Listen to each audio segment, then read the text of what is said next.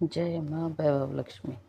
आप सभी का आध्यात्मिक पथ चैनल में स्वागत है। आज आप सुनिए वैभव लक्ष्मी व्रत कथा। वैभव लक्ष्मी व्रत शुक्रवार के दिन किया जाता है। इस व्रत में देवी लक्ष्मी के अष्टलक्ष्मी स्वरूप की पूजा की जाती है और व्रत की कथा का पाठ किया जाता है। कहते हैं जो मनोकामना पूर्ति के लिए कम से कम 11 अथवा 21 शुक्रवार को वैभव लक्ष्मी का व्रत रखना चाहिए और फिर उद्यापन करके इस व्रत का समापन करना चाहिए। वैभव लक्ष्मी व्रत विधि। धन के लिए माँ लक्ष्मी की पूजा का विधान है, लेकिन माँ लक्ष्मी के वैभव लक्ष्मी स्वरूप की पूजा का विशेष महत्व माना गया है। यह व्रत शुक्रवार के दिन रखा जाता है। यह व्रत स्त्री ही नहीं बल्कि पुरुष भी रख सकते हैं। इस व्रत से व्रती की सभी मनोकामनाएं पूरी होती हैं, सुख समृद्धि और सौभाग्य में वृद्धि होती है। अब आप सुनिए वैभव लक्ष्मी व्रत कथा। किसी शहर में लाखों लोग रहते थे। सभी अपने अपने कामों में व्यस्त रहते थे। किसी को किसी की परवाह नहीं थी। भजन कीर्तन, भक्ति भाव, दया माया, परोपकार जैसे संस्कार कम हो गए। शहर में बुराइयां बढ़ गई थी। शराब, जुआ, रेस, व्यभिचार, चोरी, डकैती वगैरह बहुत से गुनाह शहर में होते थे। इनके बावजूद शहर में कुछ अच्छे लोग भी रहते थे। ऐसे ही लोगों में शीला और उनके पति की गृहस्थी मानी जाती थी। शीला धार्मिक प्रकृति की और संतोषी स्वभाव वाली थी। उनका पति भी विवेकी और सुशील था। शीला और उसका पति कभी किसी की बुराई करते न थे और प्रभु भजन में अच्छी तरह समय व्यतीत कर रहे थे। शहर के लोग उनकी गृहस्थी की सराहना करते थे। देखते ही देखते समय बदल गया। शीला का पति बुरे लोगों से दोस्ती कर बैठा। अब वह जल्द से जल्द करोड़पति बनने के ख्वाब देखने लगा, इसलिए वह गलत रास्ते पर चल पड़ा। उसकी हालत रास्ते पर भटकते भिखारी जैसी हो गई थी। दोस्तों के साथ उसे भी शराब की आदत हो गई। इस प्रकार उसने अपना सब कुछ गंवा दिया। शीला के पति के बर्ताव से बहुत दुख हुआ, किंतु वह भगवान पर भरोसा कर सब कुछ सहने लगी। अब अपनी अधिकांश समय प्रभु भक्ति में बिताने लगी। अचानक एक दिन दोपहर को उनके द्वार पर किसी ने दस्तक दी। शीला ने द्वार खोला तो देखा कि एक माजी खड़ी थी। उसके चेहरे पर अलौकिक तेज निखर रहा था। उनकी आंखों में से मानो अमृत बह रहा था। उसका भव्य चेहरा और प्यार से झलक रहा था। उसको देखते ही शीला के मन में अपार शांति आ गई। शीला के रोम रोम में आनंद छा गया। शीला उस माजी को आदर के साथ घर में ले आई। घर में बिठाने के लिए कुछ भी नहीं था, अतः शीला ने सकुचाकर एक फटी हुई चद्दर पर उनको बैठाया।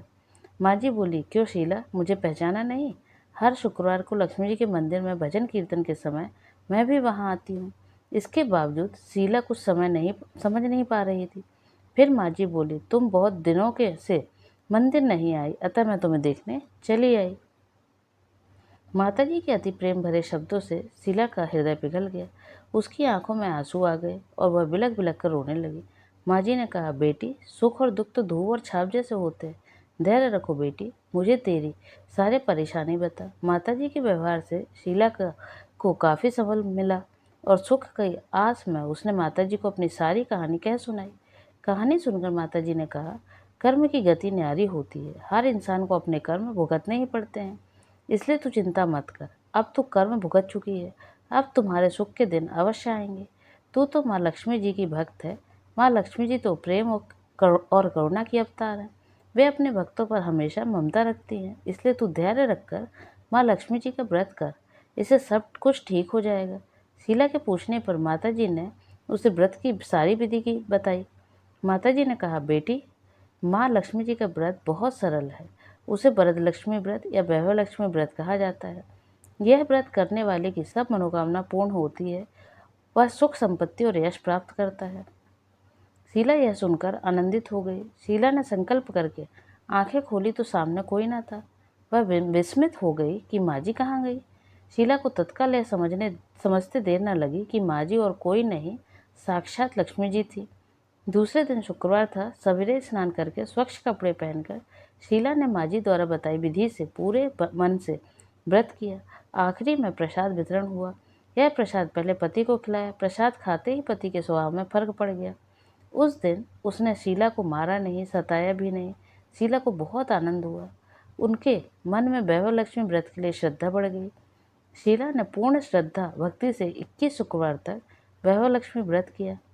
21वें शुक्रवार को माँ जी के कहे मुताबिक उद्यापन विधि करके 7 स्त्रियों को वैभवलक्ष्मी व्रत की 7 पुस्तकें उपहार में दी। फिर माता जी के धन लक्ष्मी स्वरूप की छवि को वंदन करके भाव से मन ही मन प्रार्थना करने लगी। हे माँ धन लक्ष्मी, मैंने आपका वैभवलक्ष्मी व्रत करने की मन्नत मानी थी, वह व्रत आज पूर्ण किया है। हे माँ, मेरी हर विपत्ति दूर करो, हमारा सबका कल्याण करो। जिसे संतान ना हो उसे संतान देना, सौभाग्यवती स्त्री का सौभाग्य अखंड करना, कुंवारी लड़की को मनभावन पति देना। जो आपका यह चमत्कारी वैभवलक्ष्मी व्रत करे उनकी सब विपत्ति दूर करना, सभी को सुख ही रखना। हे माँ, आपकी महिमा अपार है। ऐसा बोलकर लक्ष्मी जी के धन लक्ष्मी स्वरूप की छवि को प्रणाम किया। व्रत के प्रभाव से शीला का पति अच्छा आदमी बन गया और कड़ी मेहनत करके व्यवसाय करने लगा। उसने तुरंत शीला के गिरवी रखे गहने छुड़ा लिए। घर में धन की बाढ़ सी आ गई। घर में पहले जैसी सुख शांति छा गई।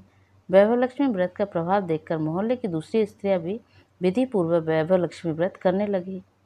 वैभवलक्ष्मी व्रत 7, 11 या 21 जितने भी शुक्रवारों की मन्नत मांगी हो, उतने शुक्रवार तक यह व्रत पूरी श्रद्धा तथा भावना के साथ करना चाहिए।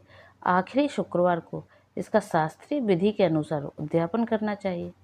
आखिरी शुक्रवार को प्रसाद के लिए खीर बनानी चाहिए।